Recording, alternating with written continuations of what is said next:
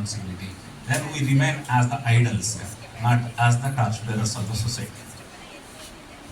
These are the places where the different dignitaries from Ambedkar University and dignitaries from academicians and research from Usmania University, Hyderabad Central University, Koti Women's College, some other, or most of the colleges, why they come here and sit here and spending the time is because and we should have to restore the things which are losing from our hands. And we should have to have the intellectual discussions and making the contributions for the sake of the policy, for the sake of the policy documentation, and make ourselves to be transformed. Development of any country and India in particular. And when we are talking about commerce, it is the seminar or conference of commerce. So commerce, wherever you go, wherever you talk, there will be a dynamism in terms of teachers as well as their academic leaders. So friends, we all of us know, all commerce graduates were taught so many things, commerce, trade, industry and all so on.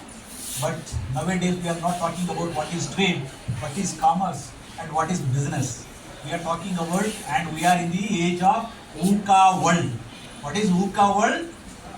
Volatility, uncertainty, complexity and ambiguity generation. That is one side of the understanding of commerce and business, and others. The topic. So to start with, what is artificial intelligence? Any one of you? We are talking about AI. What is AI?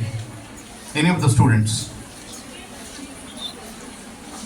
See, basically, if you are talking about AI, if a machine is able to perform the same activities that a human being does, we call it as artificial intelligence. That means if the machine is able to replace.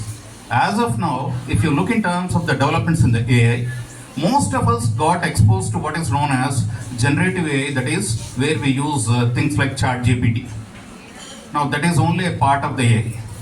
But if you look in terms of what AI can do in terms of replacing the activities that human beings can do, almost every sector, right from medicine, engineering, so if we begin with, Industrial Revolution 1.0, we are talking about how people started doing research, and then we had, steam engine which was developed by James Watt. At that point of time, that was the biggest innovation or invention that we'll say. Then we move towards Industrial Revolution 2.0, or we talk about, the second revolution which has happened, where we talked about electricity. And there was mass production and huge amount of electricity which was consumed by most of the companies. Then came Industrial Revolution 3.0, where we talk about ICT. I'm sure we all know about information communication technology, all of us having to learn computers, learn certain software. I still remember when our professors were talking to us about voluntary retirement in banking sector, because bank employees resisted the automation process in the banks, where they